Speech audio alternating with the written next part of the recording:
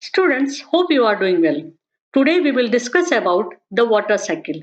So let us start from the definition of water cycle. Water cycle describes the continuous movement of water on, above and below the surface of the earth. अर्थ के surface पर, surface के ऊपर और surface के नीचे water के continuous movement को water cycle कहते हैं. The water cycle is also known as the hydrologic cycle or hydrological cycle. The water cycle is the endless process that connects all of the water on the earth. This cycle is not as straightforward and simple.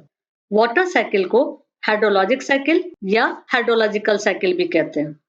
Water cycle एक कभी खत्म नहीं होने वाला process है जो अर्थ के सभी वाटर को कनेक्ट करता है. यह स्ट्रेट फॉरवर्ड और सिंपल नहीं होता है. Now importance of the water cycle. All life is dependent upon water. Water makes up 60 to 70% of all living matter. Humans cannot live without drinking water for more than 1 week.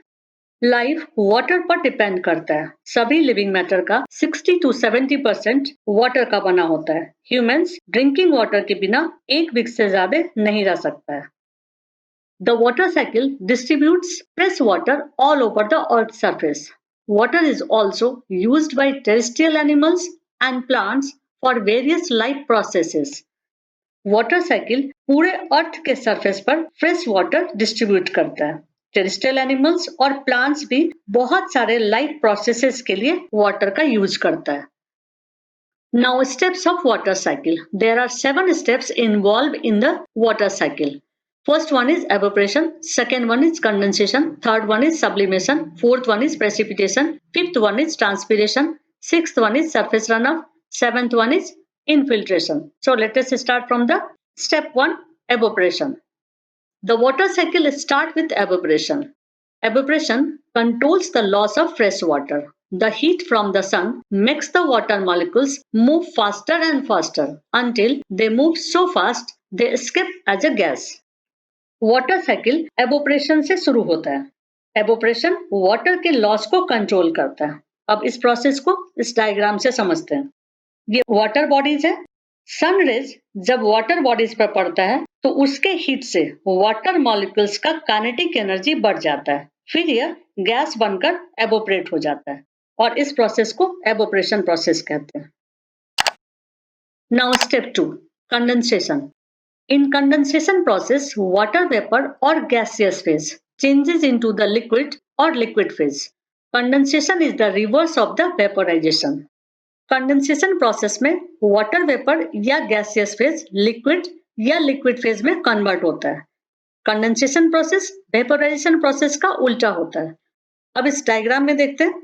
Water bodies से water vapour बना evaporation process में, और जब water vapour ऊपर height पर जाता है तो वो कंडेंस हो जाता है और वो कंडेंस होकर के वाटर मॉलिक्यूल्स में कन्वर्ट हो जाता है और इस प्रोसेस को कंडेंसेशन प्रोसेस कहते हैं. Now step 3, sublimation. Sublimation is the most often used to describe the process of snow and ice changing into water vapor in the air without first melting into water. The opposite of sublimation is deposition, where water vapor changes directly into snow crystal and frost. Snow या ice बिना water molecules या liquid में convert हुए water vapour में convert हो जाता है, तो इस प्रोसेस को सब्लिमेशन प्रोसेस कहते हैं. सब्लिमेशन प्रोसेस का उल्टा डिपोजिशन प्रोसेस होता है, जिसमें वाटर वेपर डायरेक्टली बिना लिक्विड फेज में बदले स्नो क्रिस्टल और फ्रॉस्ट में कन्वर्ट हो जाता है. Now step 4, precipitation.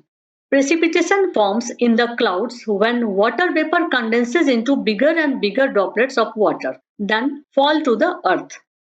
इस डायग्राम से ही देखते हैं इसको. वाटर बॉडीज से वाटर वेपर बनकर जब ऊपर हाइट पर जाता है तो कंडेंसेशन प्रोसेस होता है. जैसा कि हमने पढ़ा, कंडेंसेशन के समय छोटा वाटर ड्रॉपलेट बनता है, फिर बड़ा वाटर ड्रॉपलेट बनता है, जिससे वो भारी हो जाता है और अर्थ पर गिर जाता है. इस प्रोसेस को प्रेसिपिटेशन कहते हैं. At high altitudes, the temperature is low and hence the droplets lost their heat energy. The water droplets may freeze to form ice. These ice crystals then fall to the earth as snow or hail.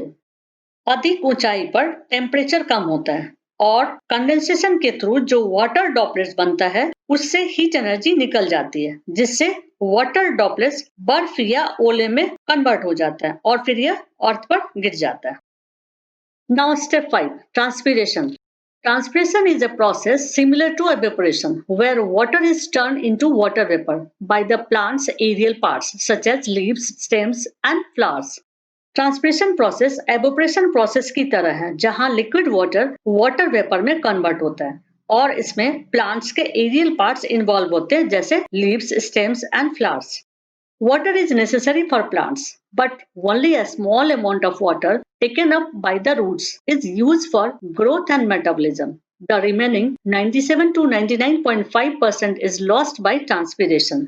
Water का कुछ हिस्सा ही plants के growth और metabolic process में लगाता है और बाकी 97 से 99.5% वाटर ट्रांसपिरेशन के द्वारा उड़ जाता है। Now step 6, surface run off. Surface run off और run off is the process where water runs over the surface of the earth. Surface run off और रन ऑफ में वाटर अर्थ के सरफेस पर बहता है। When the snow melts into water, it also leads to runoff. As water runs over the ground, it displaces the topsoil with it and moves the minerals along with the stream. जब बर्फ पिघलता है तब भी इसे run of कहा जाता है।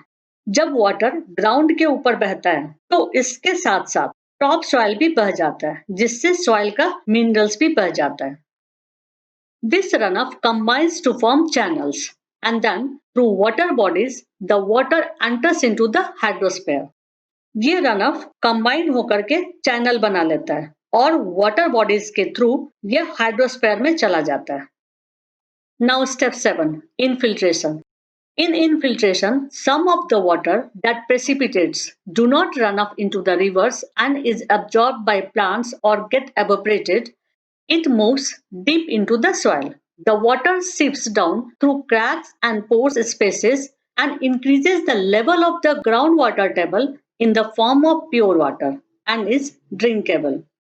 कुछ precipitate water रिवर या वाटर बॉडीज में नहीं जाता है, ना ही प्लांट्स के द्वारा ट्रांसपिरेशन प्रोसेस में जाता है। यह वाटर दरारों और गड्ढों के द्वारा अर्थ के सरफेस के नीचे चला जाता है, जिससे वाटर टेबल का लेवल बढ़ जाता है और यह वाटर प्योर होता है, पीने के लायक होता है।